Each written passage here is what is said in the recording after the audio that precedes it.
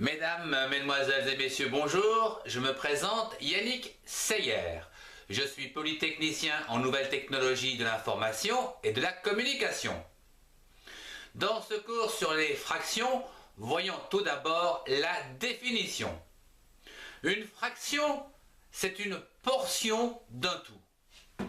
Imaginons que nous ayons un tout comme ceci, une tarte ou un gâteau, et voici, disons, une portion. Voilà, la portion. Donc, une fraction est une partie d'un tout. Donc, ceci est donc une portion. Un tout, on peut l'écrire que c'est égal à 1. Une unité, que l'on peut encore écrire 1 sur 1. Ça ne change rien.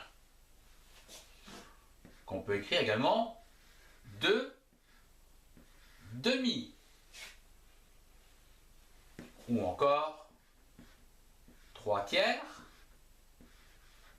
Ou encore 4 quarts. En effet, nous pouvons diviser ce qui est au-dessus de la barre de fraction et ce qui est en dessous de la barre de fraction par 4 et nous retrouvons bien 1.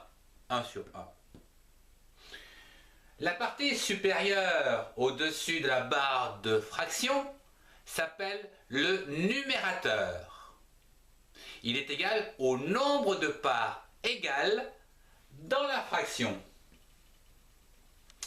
Quant au chiffre qui se trouve en dessous de cette barre de fraction, c'est le dénominateur qui lui représente le total des parts constituées dans le tout. Donc, en d'autres termes, ici nous avons par exemple 4 quarts. Nous pouvons dire que le nombre de parties est égal à 4. Il y a 4 parties qui sont donc dans cette unité sur un total de 4 parts. 1, 2, 3, 4. Voyons un exemple avec un demi. On va prendre une demi-part. Voilà. Une demi.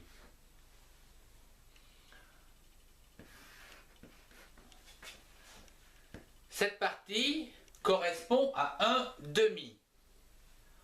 Au numérateur, c'est-à-dire au-dessus de la barre de fraction, c'est le nombre de parts qui est égal à 1.